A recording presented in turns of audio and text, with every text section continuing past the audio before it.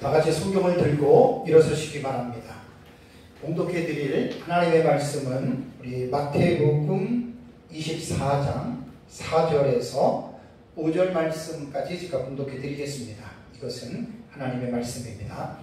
예수께서 대답하여 이르시되 너희가 사람의 미혹을 받지 않도록 주의하라. 많은 사람이 내 이름으로 와서 이르되 나는 그리스도라 하여 많은 사람을 미혹하리라. 아멘. 네, 자리에 앉으시기 바랍니다. 예수 그리스도의 재림은 분명한데 다만 그 재림의 시기는 어느 누구도 알 수 없습니다.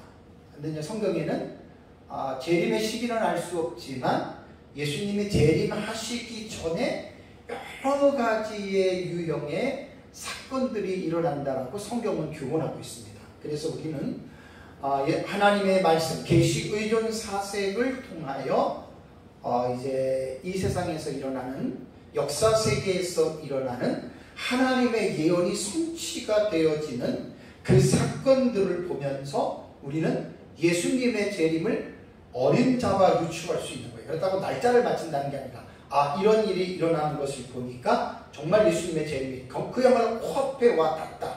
그런 개념들을 여러분 우리가 가져야 됩니다.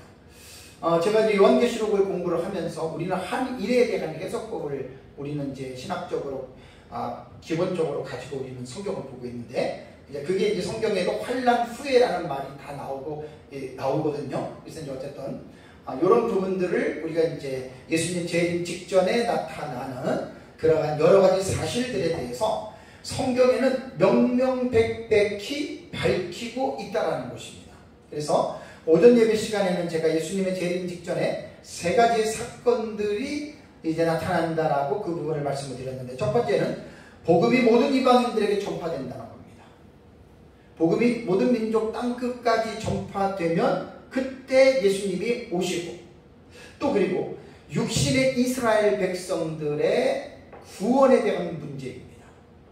그러니까 예수님 재림 직전에 온 이스라엘이 구원을 받는데 온 이스라엘에 대한 개념은 모든 이스라엘이 아니라 생명책에 구원받기로 작정된 그 온 이스라엘을 말하는 겁니다. 그러니까 유대인이라고 다 모두가 다 구원받는 거 그런 뜻은 아닙니다. 그러니까 구원은 요한계시록 우리가 공부해봐서 알겠지만 생명책에 그 이름이 기록된 자만 구원받는 거예요. 꼭 그걸 여러분들이 기억을 하셔야 되고요. 세 번째는 교회 안에 많은 사람들이 교회를 떠납니다. 이게 배교입니다. 배도. 코로나 같은 경우는 이제 조금이고요. 앞으로 좀 더 있으면 아마 3분의 1이라고 하는 오전에 제가 말씀을 드렸는데 상당히 일리가 있습니다. 많은 숫자입니다. 1000만 같은 경우는 330만이 나가는 겁니다. 그러니까 아마 그럴 가능성이 충분히 있는데, 대신에 이제 우리는 그거를 잘 볼 수 있어야 돼요. 그걸 잘 볼 수 있어야 됩니다. 그래서 우리 이번 시간에도 이제 예수님의 재림 직전에 이제 어떠한 일이 일어나는지, 오늘은 이제 이번 시간은 두 가지입니다. 거짓 선지자, 거짓된 사역자들이 나타난다. 다음에 이제 각종 재난인데 재난의 종류가 5가지, 6가지 정도 돼요. 그래서 이 부분을 가지고 오후 예배 시간에는 함께 은혜를 나누려고 합니다. 자, 이제 마지막 때에는 오늘 4절에서 5절에 제가 아까 읽어드렸잖아요. 그 3절 말씀부터 다시 보면 오전에 제가 말씀을 드렸습니다. 예수께서 감람산에 앉으셨습니다. 제자들이 조용히 와서 묻습니다. 어느 때 이런 일이 있겠사옵니까? 라는 말은 24장 2절에 성전이 돌아나도 돌 위에 남지 않고 무너뜨린다. 그게 이제 언제냐라고 물어본 거고, 또 주의 임하심과 세상 끝에, 주의 임하심과 세상 끝에 무슨 징조가 있겠습니까? 이게 이제 핵심이에요. 마태복음 24장은. 그래서 이제 4절에 너희가 사람의 미혹을 받지 않도록 예수님을 주의하라 라고 말을 하면서, 첫 번째가 5절에 많은 사람이 내 이름으로 와서 나는 그리스도라 하여 많은 사람을 미혹하리라. 그러니까 거짓된 목사들, 거짓된 사역자들입니다. 근데 이 수가 많은 사람이라고 이야기를 했죠. 그죠? 많은 사람. 그러니까 여기는 그냥 자칭 내가 그리스도다. 이게 이단과 사이비들을 말을 합니다. 우선적으로. 자칭 내가 그리스도라고 말하는 이제 이러한 사람들인데, 이러한 예수님이라고 자기가 메시아라고 말하는 사람들은 지금까지 전 세계적으로 많이 일어났고, 지금도 일어나고 있고, 앞으로도 이러한 사람은 계속해서 일어날 것입니다. 특히 예수님의 재림에 가까이 올수록 이러한 일들은 비일비재하게 일어납니다. 잘 여러분들이 보시면 됩니다. 그래서 저는 이 거짓 사역자들, 거짓 선지자들 그러면 뭐가 생각이 나요? 마태복음 7장이 항상 저는 생각납니다. 그래서 이제 마태복음 7장을 보면은 거짓 선지자들의 출현에 대해서 말씀했고, 그들이 어떠한 자들인지에 대해서 이제 교훈을 했는데, 우리 마태복음 7장을 볼까요? 마태복음 7장을 보시면 15절에서 23절까지 봐야 됩니다. 그냥 가끔 여러분들에게 말씀을 드리는데 너무 중요합니다. 이 본문은 정말 기절할 만큼 중요합니다. 자, 15절을 보면 거짓 선지자들을 삼가라. 선지자는 프로페테스에서 하나님의 말씀을, 영으로 하나님의 말씀을 전하는 자들이거든요. 근데 그 앞에 거짓이라고 하는, 가짜라는 말이에요. 그러한 자들을 조심하라. 구약 성경에도 참된 선지자가 있었고 거짓 선지자가 있었죠. 참된 선지자는 하나님으로부터 말씀을 받아서 하나님이 말하라는 말을 그대로 전한 사람이 참된 선지자고, 거짓 선지자는 하나님으로부터 말씀을 받지도 않았을 뿐더러 사람들에게 하나님이 내게 이런 말씀을 주셨다, 그 말은 거짓말하는 자들이에요. 그래서 참된 선지자들은 구약 성경을 보면 거의 백성들의 죄를 책망할 때 그 하나님이 선지자를 통해서 역사했고, 거짓 선지자들의 입에는 책망이라고 하는 말은 나오지 않습니다. 당장 사람이 망하는데도 그냥 잘 된다, 잘 될 것이다, 복을 준다, 안 망한다, 망하는데도 안 망한다. 그게 거짓 선지자들의 특징입니다. 구약시대에. 그러니까 지금 이것은 신약 버전이니까 신약시대에 거짓 선지자들이 있다는 거예요. 근데 그들을 삼가라. 그러면서 그들은 어떻게 예수님이 묘사했냐면, 양의 옷을 입고 너에게 나오나 속에는 노략질하는 일이다. 겉과 속이 달라요. 일인데 양의 탈을 뒤집어 쓴 일이에요. 거짓된 목사들. 겉으로는 자기가 하나님을 위해서, 성도를 위해서, 교회를 위해서 한다고 그렇게 이야기하지만 속을 보면 완전 도둑놈이에요. 도둑놈. 교회의 재산을 자식에게 물려주지 않나? 교회의 재산을 자기가 마음대로 빼다가 쓰지 않나? 그 전부 다 거짓 목사들입니다. 노략질하는 일이라. 16절에 그들의 열매로 그들을 알지. 참 중요한 말입니다. 내가 기도해 보니까 당신은 잘못된 사람이냐, 이런 사람은 사귀지 마세요. 그런 사람들은 좀 조심해야 돼요. 그 점쟁이들. 그냥 간단하게 예수님 말씀, 열매로 그들을 안다. 삶을 보면, 그 사람의 행동을 보면 알잖아요. 그래서 예수님이 예를 들죠. 가시나무에서 포도를 또는 엉겅퀴에서 무화과를 따겠느냐? 아니죠. 이와 같이 좋은 나무마다 아름다운 열매를 맺고 못된 나무가 나쁜 열매를 맺나니, 좋은 나무가 나쁜 열매를 맺을 수 없고 못된 나무가 아름다운 열매를 맺을 수 없다. 당연한 이치죠. 19절에 아름다운 열매를 맺지 아니하는 나무마다 찍혀 불에 던져지느니라. 죄를 밥 먹듯 먹고 사는 사람은 반드시 심판받습니다. 예수님 재림 때 악인들 심판하러 오시잖아요. 20절에 이러므로 그들의 열매로 그들을 알리라. 16절과 20절 똑같은 말입니다. 여러분, 사람을 판단할 때는 내가 기도하고 이렇게 보지 말고 그냥 그 사람 만나서 대화해보시고 한번 교제해보세요. 그럼 그 사람 행동 보면 다 알아요. 그 사람이 어떤 사람인지, 거짓된 사람인지 진실된 사람인지, 겸손한 사람인지 교만한 사람인지, 말하고 행동하고 표정 보면 몰라요. 다 나타나는데. 그러면서 이제 21절에 예수님이 이런 말씀을 합니다. 나더러 주여 주여 하는 자마다 다 천국에 들어갈 것이 아니요, 다만 하늘에 계신 내 아버지 뜻대로 행하는 자라야 들어가리라. 우리는 주여 주여 하니까 예수님 믿는 사람으로 우리는 알고 있잖아요. 근데 예수님은 나더러 주여 주여 한다고 다 천국 못 가. 아버지의 뜻대로 행하는 자만이 천국 가고 주여 주여 하면서 아버지의 뜻대로 행하지 않는 자는 천국 못 가. 그 말이거든요. 그렇다면 이 말이 행위 구원일까요? 아닙니다. 예수님의 이 말은 뭐냐면 예수님을 정말로 믿는 사람들은 하나님의 뜻을 순종하는 자들입니다. 그 순종의 결과로 천국을 가는 게 아니에요. 행위로 가는 게 아니에요. 믿었기 때문에 천국을 가는데 정말 예수를 믿은 사람들은 삶을 통해서 순종으로 나타난다. 그게 아버지 뜻대로 사는 거예요. 그러니까 우리가 100%는 아버지의 뜻대로 못 살아도 구원받은 사람들은 늘 우리가 이렇게 하나님의 말씀을 지키고 주의를 지키고 우리는 부족하지만 하잖아요. 그러니까 이렇게 이 본문의 말씀은 이해를 해야 됩니다. 자, 그런데 이제 22절부터 집중해 보십시오. 그날에 많은 사람이 폴리스라고 하는 이 단어는 수많은이라는 뜻입니다. 다수, 수많은.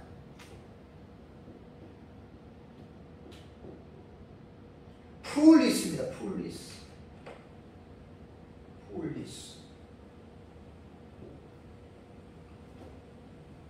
수많은 사람이에요.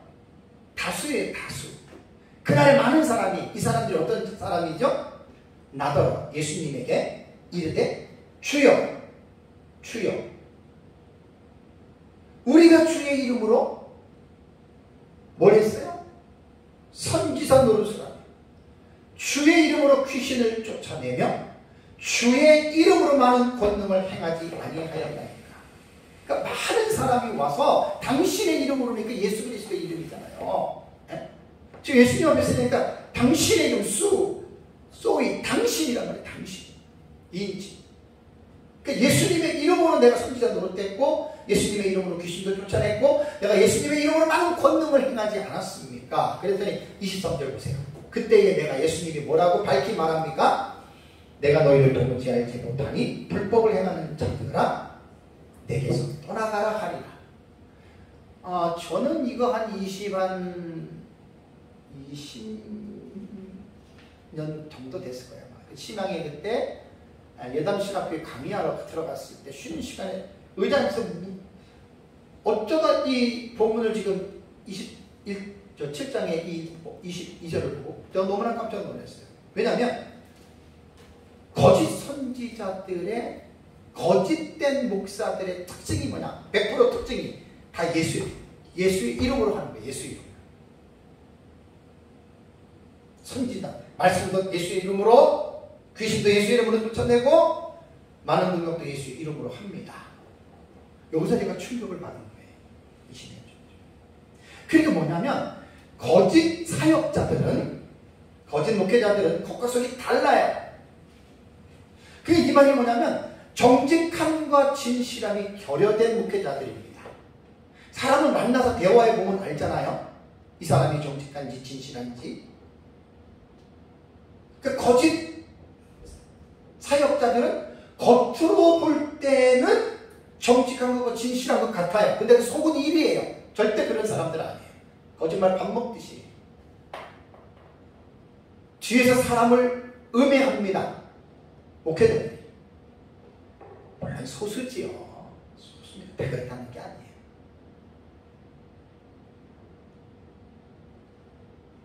그러니까 이제 그런 사람들의 존재를 알려면 예수님 말한 대로 열매를 한다고 했으니까 삶을 보세요. 삶을. 다 나타납니다. 그래서 저는 21절과 23절에 거짓 선지자들의 사역이 다 예수의 이름으로 사역을 했다라고 하는 이 말에 너무나 제가 놀란 거예요. 20년 전에.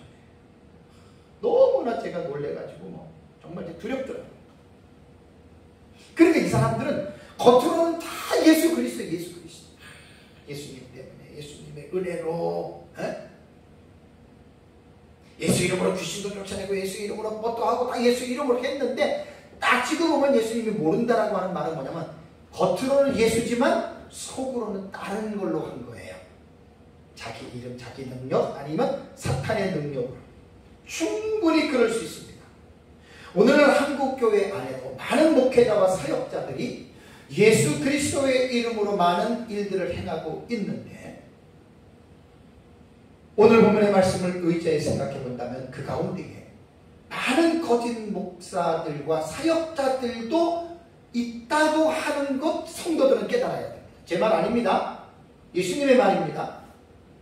예수 그리스도의 이름으로 사역하여 교회를 부흥시키고 많은 기적을 행하였다고 해서 그 사람이 과연 올바른 사역을 했을까요? 아닙니다.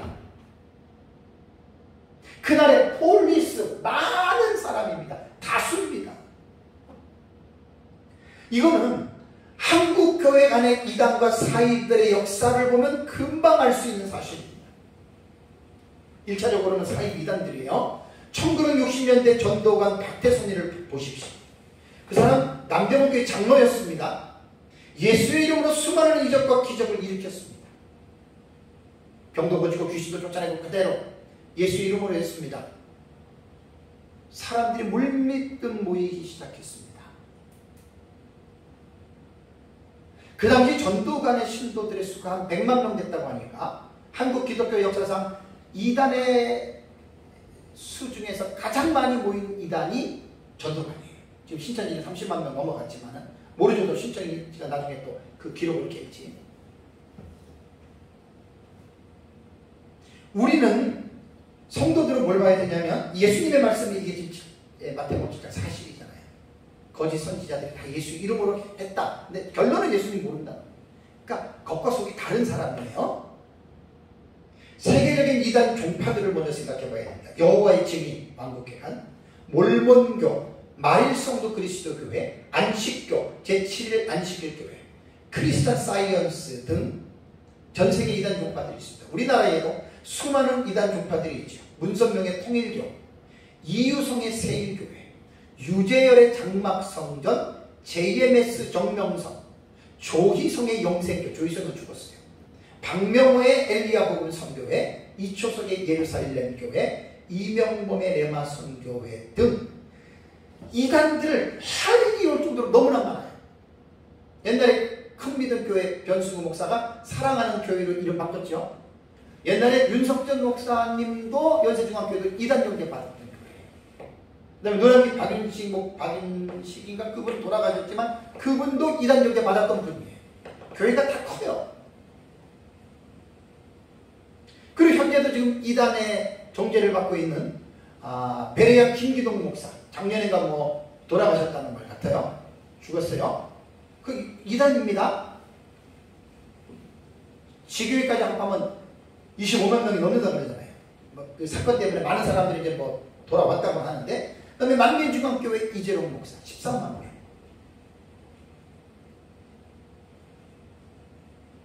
예루살렘 교회 이주승 목사 같은 게 몇만 명씩 있는 거예요.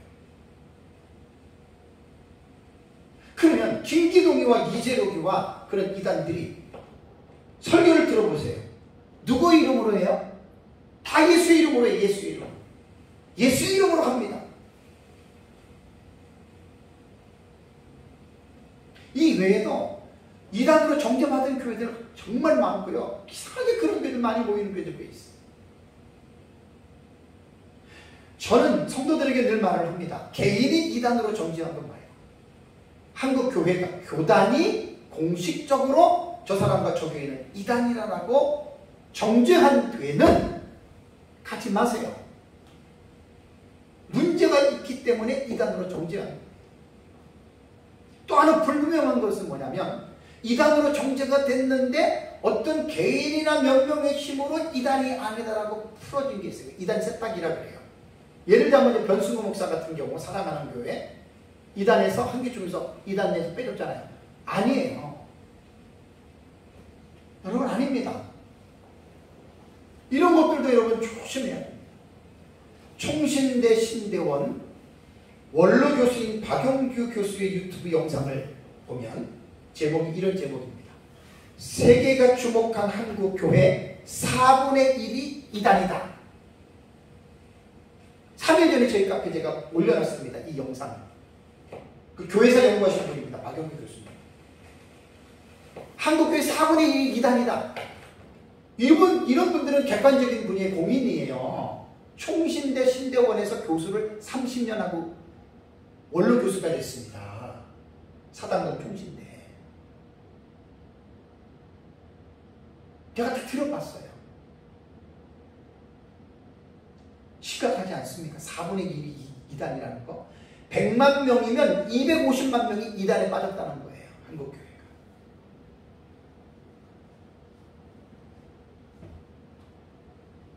그 이단들이 다 예수 이름으로 하잖아요. 예수 이름으로. 다 예수 이름으로 하잖아요.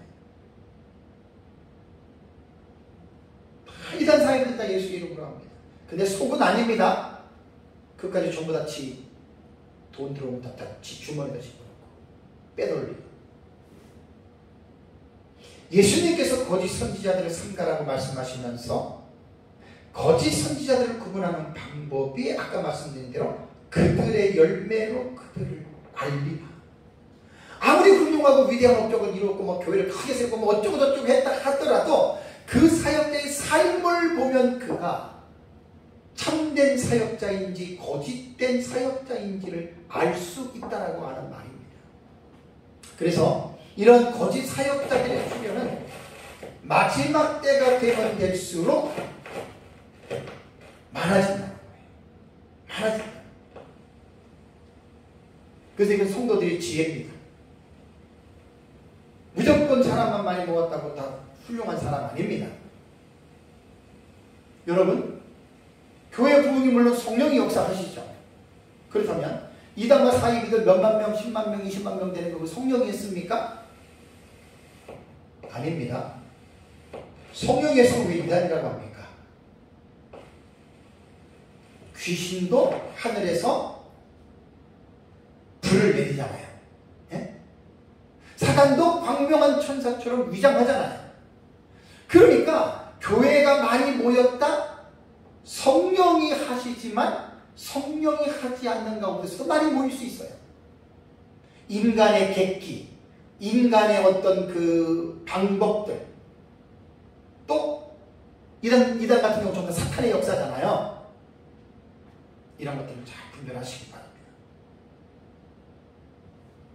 다음에 두 번째, 오전의 걸로 순서로 가면 이게 5번째가 되는 거예요. 5번째.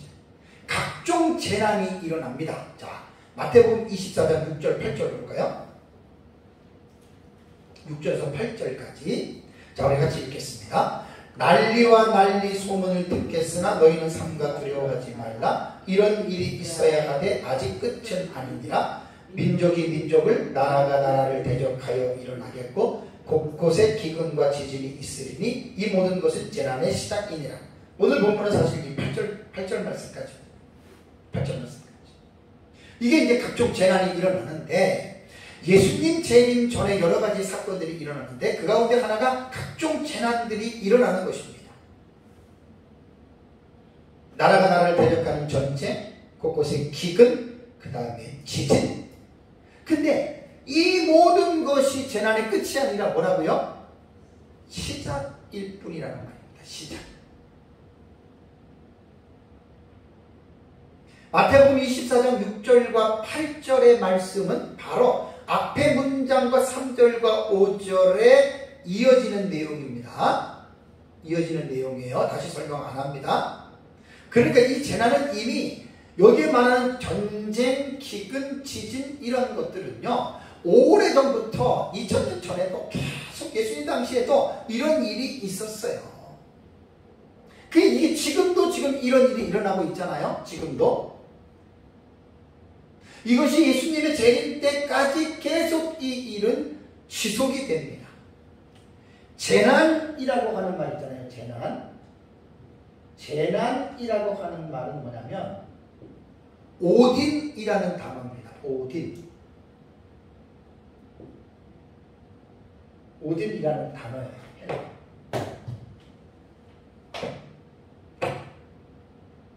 재난은 헬라어로 오딘이라는 단어인데, 이 단어가요, 고전 헬라어, 처음 헬라어가 나올 때 그 문헌에는 산모의 고통 혹은 진통을 의미하는 데에 이 오딘이라고 하는 단어를 사용을 했습니다. 그래서 이제 고전 헬라어 문헌에 보면은 동물에게도 해산할 때 이 오딘이라는 단어를 썼고, 인간이 고통을 당할 때도 해산할 때 이 단어를 썼거든요. 또한 이 오딘은 비유적인 의미로 어떤 유형의 괴로움이나 또는 진통을 가리키는 데에 이 단어를 비유적으로 사용했다고 합니다. 예수님께서 마태복음 24장에 사용한 이 오딘은 인류 사회에 나타나는 전쟁과 기근과 지진을 말하는 것인데, 이 재난은 시작을 예고하는 거예요. 그렇다면 예수님께서 교훈하신 전쟁과 기근과 지진으로 나타나는 이 재난의 끝은 언제일까요? 분명히 마태복음 24장은 이것이 시작이라고, 스타트라고 말을 했는데 엔드라인은 어디일까요? 이게 바로 예수님의 재림이라는 거예요.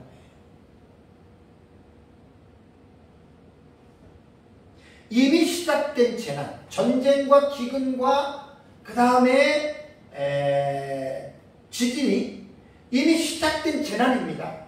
계속해서 지금 이어오고 있습니다. 이것이 이제 예수님 재림 때까지 이것이 이제 이루어지는데, 마태복음 24장의 오딘이라고 하는 이 고통, 이 재난은 이 경고잖아요. 이런 일이 있을 것이다. 장차 앞으로 도래하는 새로운 시대의 탄생에 앞서서 나타나는 종말론적인 재앙과 관계가 있는 거예요. 그래서 이 오딘의 본래 의미는 제가 해산의 고통이라고 그랬잖아요. 왜 해산을 합니까? 여인들이 임신해서 해산을 할 때에는 그 아픔이 뭘 의미하는 거예요? 이 아이가 세상으로 탄생하는 새로운 역사를 예고하는 거잖아요.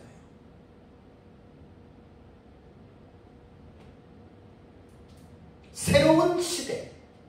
그러니까 여기서 말하는 재난의 전쟁과 기근과 지진은 예수 그리스도의 재림으로 말미암는 그 재림 이후에 이 땅에서 도래가는 새로운 그 시대. 그러니까 그 전쟁과 기근과 지진이라고 하는 그 진통, 고통을 통해서 새로운 시대가 탄생한다는 것을 예고해 주는 거예요. 그래서 예수님 재림하시면 이 세상을 심판하고, 우리 역사도 전체적인 신학 입장에서는 뭘 봐요? 우리는 예수님 재림에 나타나는 사건이 뭐예요? 그게 바로 천년왕국이에요. 심판하고 다 끝내고 계시록 20장에 나오는 이 세상에서 예수님이 왕이 되어 다스리시는 천년왕국의 시대가 나옵니다. 천년왕국은 다음 주 오후나 그 다음 주에 또 천년왕국에 대한 설교를 제가 자세히 하겠습니다. 그때 들어보시면 되겠습니다. 그러니까 예수 그리스도의 재림은 성경을 여러분 보시면 호련히 일어나고 분명히 일어난 확실한 사실이고, 어느 누구도 이 재림을 피할 수 없다. 피하지 못합니다. 데살로니가전서 5장 3절을 볼까요? 데살로니가전서 5장 3절, 성경을 잘 집중하시기 바랍니다. 데살로니가전서 5장 3절을 보면은 이런 말을 했습니다. 바울이 데살로니가 성도들에게 저희가 평안하다 안전하다 할 그때에 잉태된 여자에게 해산의 고통이 오딘입니다. 오딘. 해산의 고통이 이름과 같이 비유지요. 뭘 말하려고 하는 거예요? 바울은 멸망이 호련히 저희에게 이릅니다. 이걸 지금 강조합니다. 데살로니가전서 5장 3절에서 바울이 하고 싶은 말이 뭐냐면, 멸망이 너희에게 호련히 임하는데 피하지 못한다. 여기에 멸망이 예수 그리스도의 재림이에요.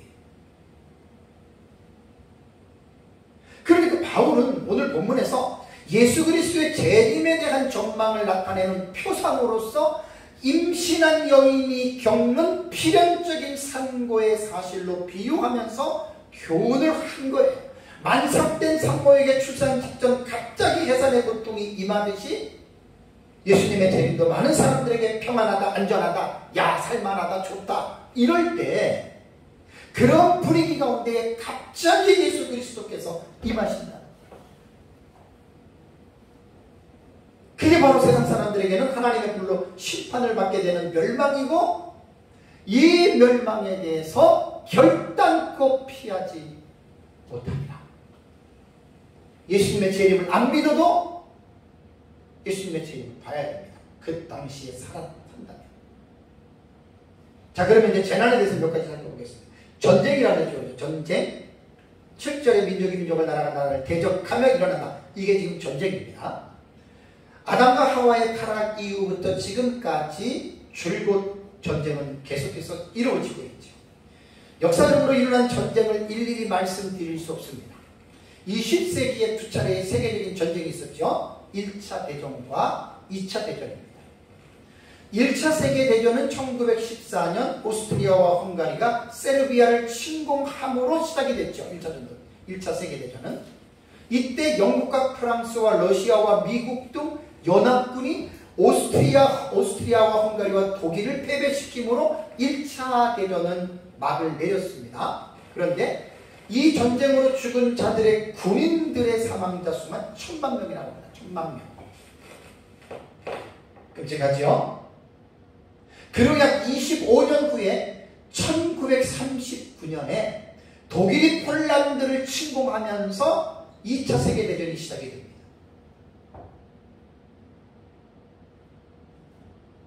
이때 사망한 군인들만 1700만 명이라고 해요. 엄청난 사망자가 있습니다. 군인들만.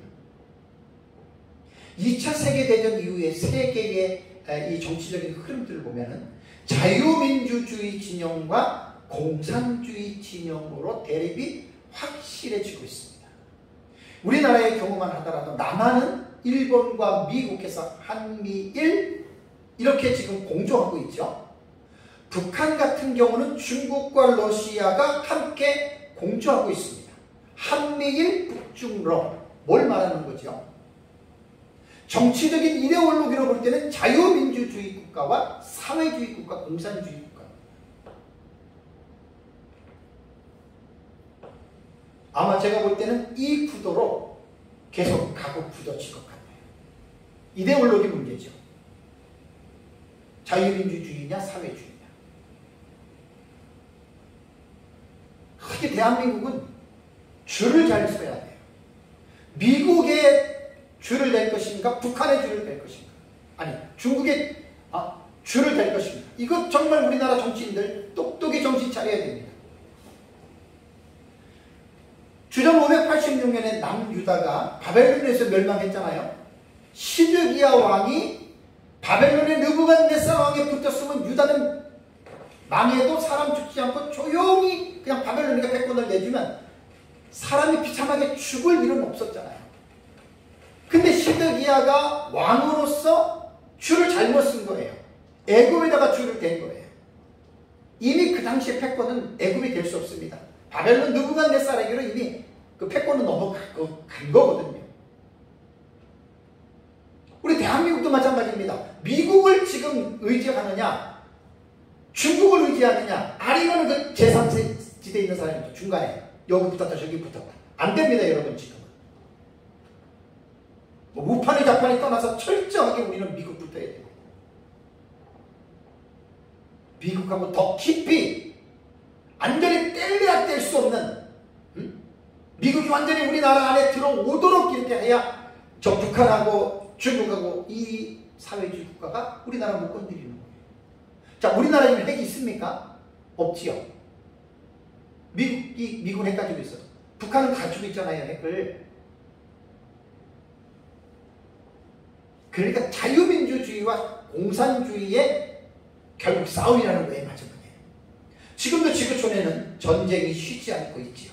계속 일어납니다. 현재는 1년 전에 러시아가 우크라이나를 쳐들어와서 참 깡패 같은 나라입니다. 정말 못된 사람입니다.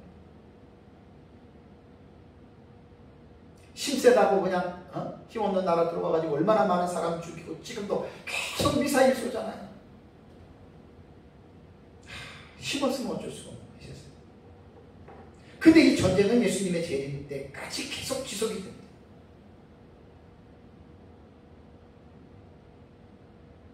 앞으로 3차 세계대전에 대한 이야기들을 많은 사람들이 지금 말하고 있어요. 이게 혹시 3차 대전 아닌가? 우크라이나를 침공한 러시아 전쟁이 이것이 이제 3차 전쟁으로 비화될 거다. 이렇게도 얘기를 했는데 그건 아닙니다. 아직은. 근데 요한계시록을 보면은 놀라운 전쟁이 하나가 언급이 되어 있죠. 그게 둘째 황인 여섯 번째 나팔 계시인 유브라데 전쟁의 계시가 이제 나오는 거예요. 계시록 9장 13절에서 16절이잖아요. 근데 이 전쟁은 유브라데 지역에서 일어나는 전쟁으로서 동원된 군인의 수가 2억입니다. 2억. 이 전쟁으로 인하여 지상의 인구 3분의 1이 사망하는 미중류의 전쟁이 됩니다. 이쯤 되면 이게 이제 저는 요한계시록에 나타나는 유브라데 전쟁을 3차 대전으로 보는데 세계 인구 3분의 1이 죽는 전쟁인데 이때 되면 정말 예수님의 재림 가까이 왔어요. 이제 몇 년 안 남았단 말이에요. 깨달아야 됩니다. 70일의 계시의 신앙으로 볼 때 유브라데 전쟁은 후 3년 반이 시작되면서 일어나는 전쟁입니다. 우리는 전쟁을 통하여 예수 그리스도의 재림을 기억하고 늘 깨어있어 준비된 삶을 살아가야 합니다.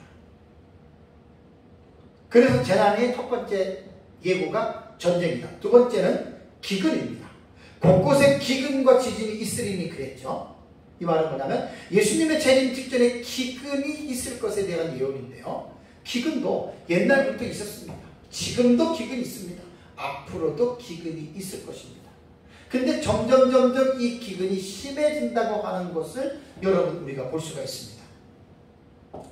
뭐 지진에 대한 자료를 제가 인터넷에 들어가 봤더니 엄청나요. 내용이 뭐 하도 엄청나서 뭐 시간상 내가 뭐 또 지진에 대한 구체적인 걸 말하는 것이 아니기 때문에 그냥 넘어가고요. 현재 우리나라는 먹을 것이 너무 풍성해요. 뭐 지금 이제 장마 때문에 과일값이 좀 비싸다고 그러죠. 어쨌든 풍성해요. 편안하게 살아가고 있습니다. 그런데 우리 옆에 있는 나라들, 저쪽에 아시아, 아프리카 쪽을 보면은요, 지금도 굶주리는 자들이 많이 있다라고 그래요.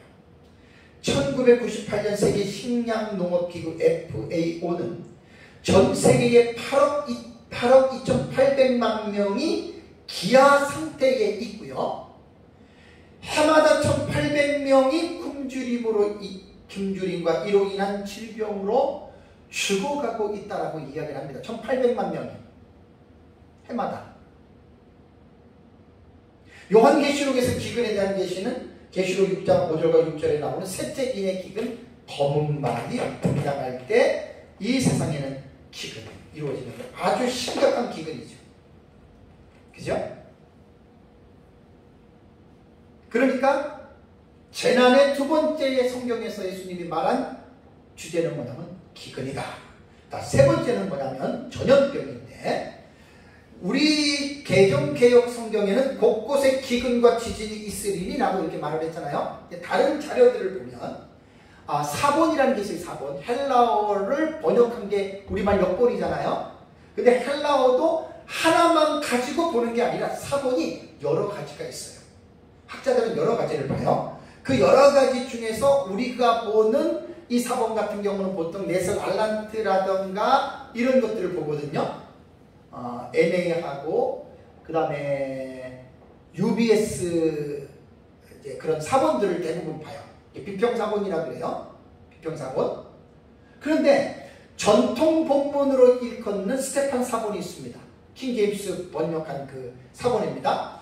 그 킹제임스 스테판 사본에는 마태복음 24장 7절의 본문에 한 단어가 추가가 됩니다. 그게 뭐냐면 로이모이라고 하는 단어입니다. 이 단어가 루이모이라고 하는 단어예요. 로이모이에 로이모이.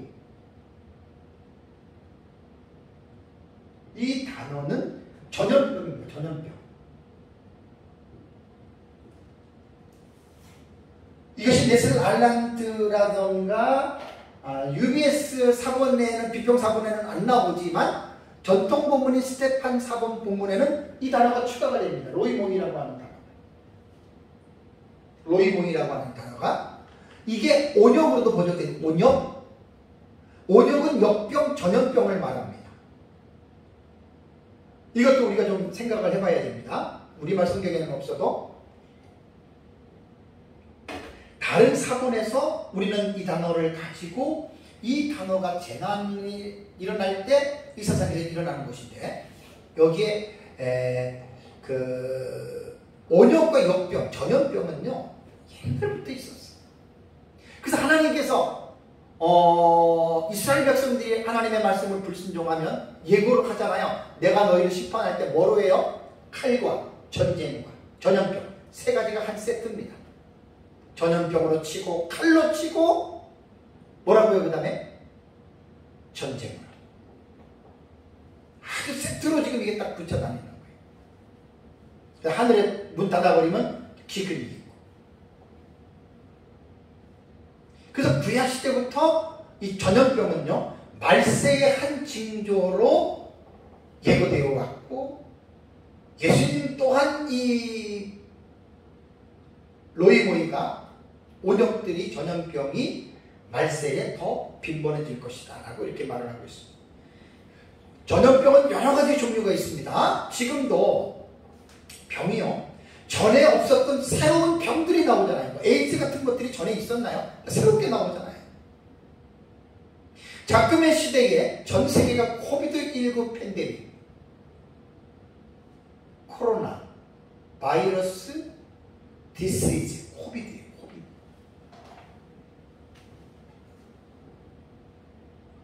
코로나, 바이러스,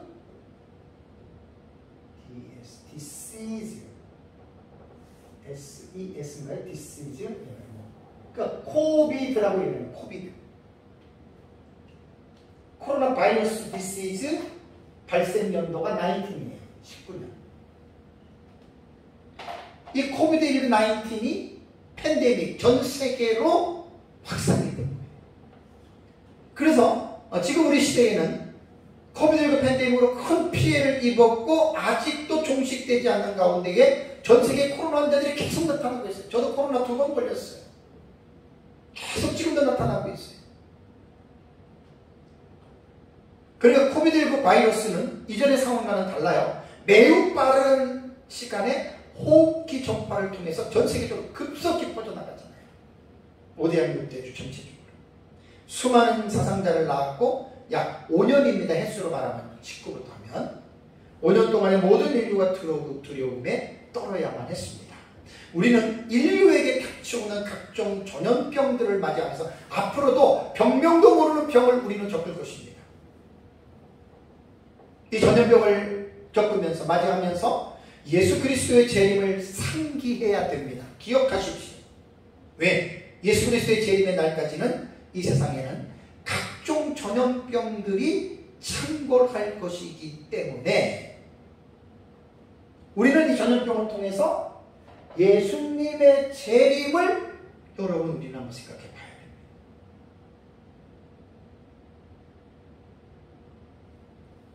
재난에서 제가 첫 번째 전쟁, 두 번째 기근, 세 번째 전염병이에요. 네 번째가 뭐냐면 지진입니다. 지진. 세이스모스입니다. 지진은.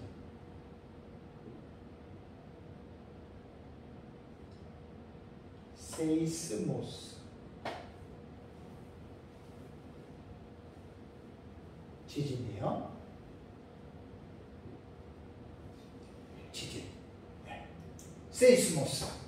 이 세이스모스라고 하는 이 지진은 흔들림이라는 뜻이에요. 동요, 충격, 지진 이렇게 번역이 돼요. 그래서 이 세이스모스는 신약 성경에 14번 나옵니다. 근데 다 거의 다 지진으로 사용됐습니다. 지진이라고 하는 우리말의 의미는 사전을 찾아보면 땅속에서 화산 활동입니다.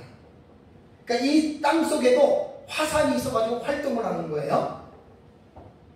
그래서 단층운동 혹은 지하수 침식 따위로 지각이 일정한 기간 동안에 갑자기 흔들리며 움직이는 것이라고 지진에 대한 우리말의 정의를 내리고 있습니다. 자, 역사적으로 살펴보면 지진의 피해도 엄청나더라고요. 엄청. 말도 못하게 많아요. 그래서 백과사전 같은 데 이렇게 인터넷 통해서 들어가 보면 말도 못하게 많아요. 21세기에 들어오면서 확인된 지진에 대해서만 제가 몇 가지 말씀드릴게요.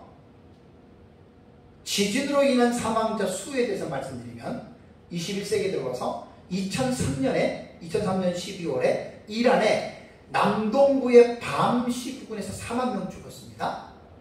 2004년 12월 인도네시아와 인도 등 약 25만 명 쓰나미 엄청나게 죽었죠. 이때 25만 명 죽었어요.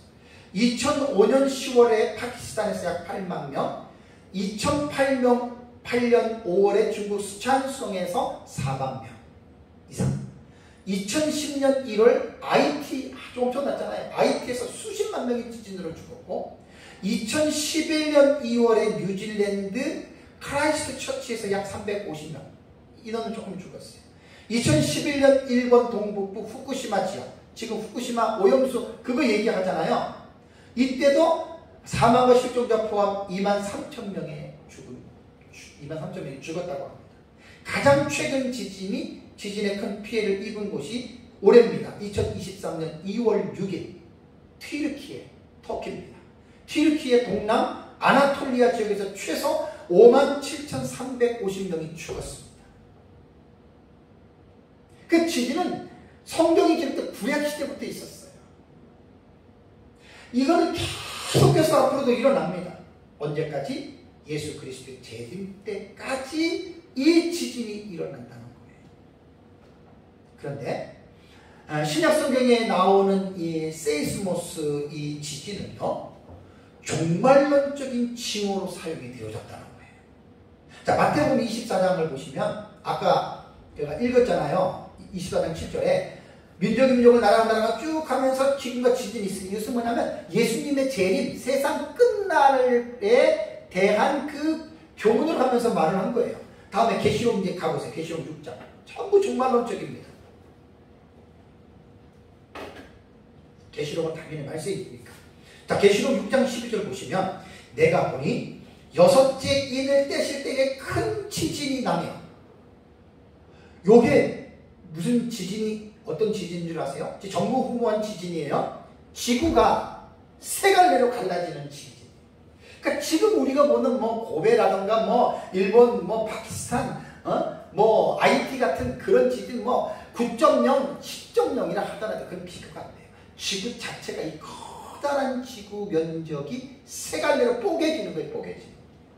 이게 여섯째 일을 뗄 때 나타나는 지진이고, 다음에 계시록 8장 5절 보세요. 계시록 8장 5절 보면 천사가 향로를 가지고 단 위에 불을 담아다가 땅에 쏟음에 내성과 음성과 번개와 지진이 나타나. 요거 지구 멸망에 계십니다. 요것도 똑같아요. 다음에 11장 13절 그 시에 큰 지진이 일어나 성 10분의 1이 무너지고 지진에 죽은 사람이 7천이나. 요거는 유브라데 전쟁 시에 일어나는 지진입니다. 다음에 11장 19절 이에 하늘에 있는 하나님의 성전이 열리니 성전 안에 하나님의 언약궤가 보이며 또 번개와 음성들과 내성과 지진과 큰 우박이 있더라 그랬죠. 이것도 지구 멸망에 관한 예고입니다.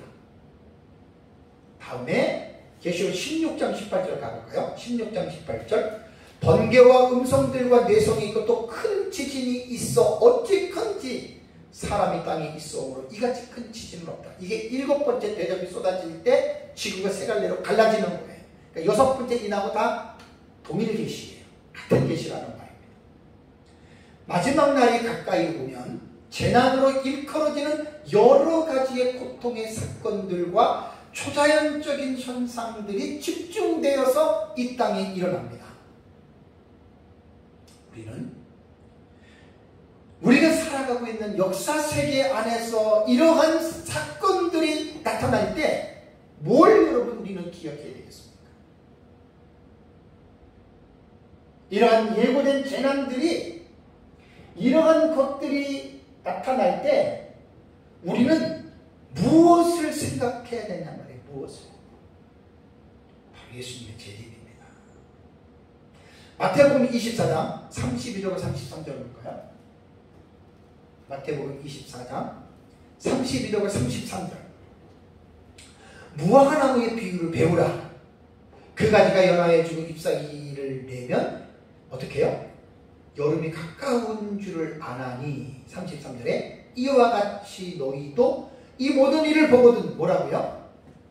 인자가 가까이 곧 문 앞에 이른 줄 알아라. 재림 때가 가까웠다. 그 무화과 나무의 비유가 뭐냐? 여러 가지 해석이 있습니다. 나중에 제가 이거 본문할게요. 그 지금 뭐냐면 예수님께서 마지막 때 각종 재난이 일어날 것이다. 이러한 재난을 볼 때 너희는 내가 이 세상에 다시 오는 재림에 대해서 너희들은 생각을 하라는 거예요. 재림에 대해서. 이 세상에 빠져가지고 이 세상에 취해서 살지 말고 반드시 내가 이 세상에 다시 오리라고 말한 대로 내가 올 것이다. 그걸 기억하라는 거예요. 다음에 다섯 번째가 뭐냐면 하늘과 땅과 바다에서 일어나는 기이한 현상들이 있어요. 하늘, 땅, 바다에서 일어나는 기이한 현상들. 성경을 보시면 기가 막히게. 누가복음 21장 볼까요? 세 군데 봅니다. 누가복음 21장 25절에서 27절을 보면 이를 성신에는 징조가 있겠고 해달절이에요. 땅에서는 민족들이 바다와 파도와 성난 소리를 내어 혼란 중에 공고하리니. 바다예요. 사람들이 세상에 임한 일을 생각하고 무서움으로 기절하리니 이는 하늘의 권능들이 흔들리며 하늘의 별들입니다. 별들이 흔들립니다. 천체의 이상이 오는 겁니다. 그때에 이런 재난이 극도로 올라갔을 때 인자가 구름을 타고 능력과 큰 영광으로 오는 것을 보리라. 믿으시기 바랍니다. 믿으세요. 우리가 예수님 재림 때에 산다면 이거 그대로 봅니다. 해달별, 1월 성진, 땅의 바다, 하늘의 권능들. 다음에 계시록 6장 보세요. 계시록 6장 12절에서 14절. 여섯째 얘기입니다. 내가 보니 여섯째 있는 때실 때 큰 지진이 났습니다. 지진이. 그 다음에 어떻게 해요? 해가 검은 털같은 상복같이 검어지고 달은 온통 피같이 되며 그 다음에 하늘의 별들이 무화과 나무가 대풍에 흔들려 서리는 열매가 떨어지는 것 같이 땅에 떨어진다. 별이 하늘은 두루마기가 말리는 것 같이 떠나가고 각 산과 섬이 제자리에서 옮겨지매라는 말이 있습니다. 이게 인간의 이성으로 이해가 됩니까? 달이 온통 피가 됐다. 이거 참 여러분 기가 막힌 거예요. 보세요. 지구가 있잖아요. 태양이 여기면 달은 지구를 도는 위성이잖아요. 달이. 그래서 지구에서 달을 보면 달의 빛이 나는 것은 태양빛을 받아서 반사해 주는 거거든요. 그래서 달이 빛난, 달은 항성이에요. 항성. 항성이라고 하는 말은 뭐냐면 빛을 내지 아니하는 별이거든요. 그러니까 빛을 내지 않는데 달에서 빛이 난다고 하는 말은 뭐냐면 태양빛을 받아서 지구로 쏴주는 거예요. 하나님의 섭리예요. 그런데 여기는 지금 사람이 살지 않습니다. 생명체가 없습니다. 근데 달이 뭐로 됐다? 피로 됐다. 얼룩하는 거예요. 붓다는 거예요. 왜 이런다고 했어요, 제가? 이거 되게 중요한 거예요. 그렇죠. 달에서 보면 지구에 있는 빛도 달에 투영이 됩니다, 안 됩니까? 투영이 되죠. 지금 6번째, 7번째 대접 이거 뭐냐면 지구가 다 지금 풀바다가 된 거예요. 지구가 색깔대로 갈라져서. 지금 불바다가 된 거예요.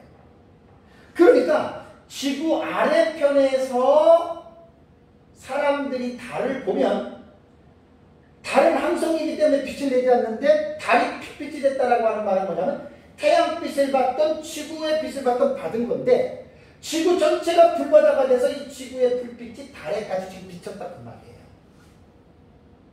그래서 15장 2절에서 살펴보면 불이 섞인 유리바닥가 나오죠. 그건 이제 공중의 어디로 보는 거예요. 지구가 다 지금 불에 타고 있는 거예요. 불에. 지구라고 하는 여러분 이 함성이 불바다가 되니까 이게 여러분 조그만 불이 아니에요. 지구 안에 내핵, 외핵이 있잖아요. 내핵 속의 온도가 태양열과 맞먹는 6,000도 이상이에요. 내핵은 마그마들이 그 고온의 마그마들이 있는 거예요. 그 지구가 세 갈래로 갈라지면 어떻게 돼요? 그 안에 있는 마그마가 다 올라오는 거예요. 열이, 빛이.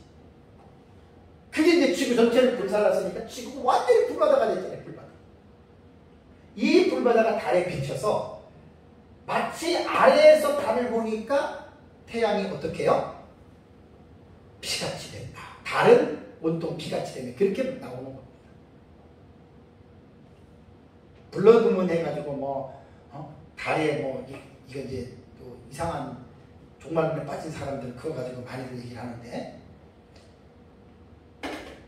6째 이는 지금 멸망의 계시. 다시 마태복음 24장 29절 31절 볼까요? 지난주에 봤던 거. 마태복음 24장 29절에서 31절. 여기 보면 그날 환난 후에 이 환난이 뭐냐면 우리가 말하는 한미래의 7년 환난에다가 후 3년만 대환난을 말하는 거예요. 그 대환난이 끝난 후에 그 말입니다. 즉시 해가 어두워지며 달이 빛을 내지 아니하며 별들이 하늘에서 떨어지며 하늘의 권능들이 흔들리리라. 그때에 어떻게 해요? 인자의 징조가 하늘에서 보이겠고 예수님 재림하는 거예요. 지금 이때. 그때 땅의 모든 족속들이 통곡하며 그들이 인자가 구름을 타고 능력과 큰 영광으로 오는 것을 보리라. 가시적인 재림입니다. 은밀한 재림이 아니라 모든 사람이 눈으로 볼 수 있는 가시적인 재림이라는 말입니다. 31절에 그가 큰 나팔소리와 함께 천사들을 보내리니 그들이 그의 택하신 자들을 하늘 이 끝에서 저 끝까지 사방에서 어떻게 모으리라. 사방에서 모으리라. 참 기가 막힌 거. 그러니까 6번째 대접을 쏟을 때 예수님 재림하잖아요. 그래서 아마겟돈으로 내려와서 아마겟돈에 모여있는 지상의 군대들 심판하시잖아요. 그 심판하고 7번째 대접, 6번째, 7번째 대접도 같은 내용이니까 그러면서 7번째 대접으로 넘어가기 전에 이제 이 지구상에 있는 택한 자들을 천사들을 통해서 공중으로 끌어올리는 휴거예요. 휴거 그거. 휴거라는 말이 성경에 없어요. 세대주의 말하는 휴거는 없어도 우리 역사 전체에 말하는 휴거는 있어요. 공중으로 끌어올려. 이게 휴거입니다. 그러면서 이제 태양이 빛을 잃고 달이 빛을 내지 않고 태양의 빛을 안 내니까 달은 태양의 빛을 못 받으니까 빛이 당연히 안 내죠. 별들이 하늘에서 떨어진다. 그러면서 지구가 세 갈래로 어떻게 해요? 갈라져서 여러분 불심판으로 예수 그리스도를 믿지 않는 사람들은 죽어서 지옥 가는 거예요. 이게 신약시대의 가장 핫한 스토리고 신약시대의 가장 하이라이트 사건이 바로 예수 그리스도의 재림입니다.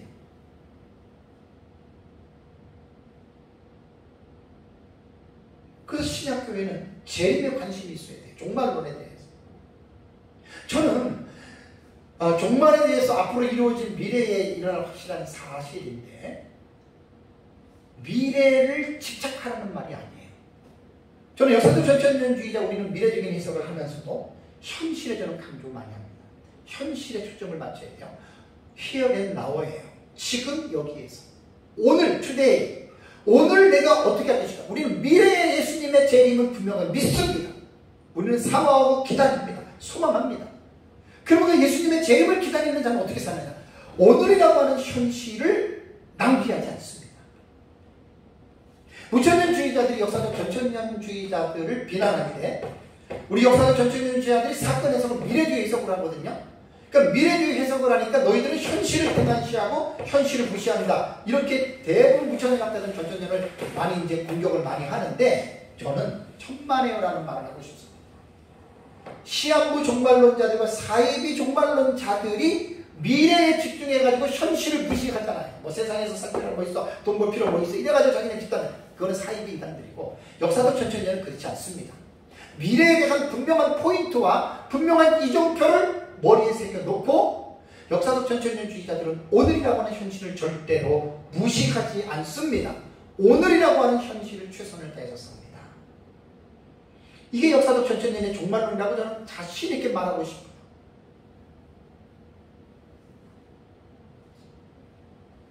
환란 후에 즉시 해가 어두워지고 달이 빛을 내지 않고 별들이 떨어지고 그때 예수님 재림하고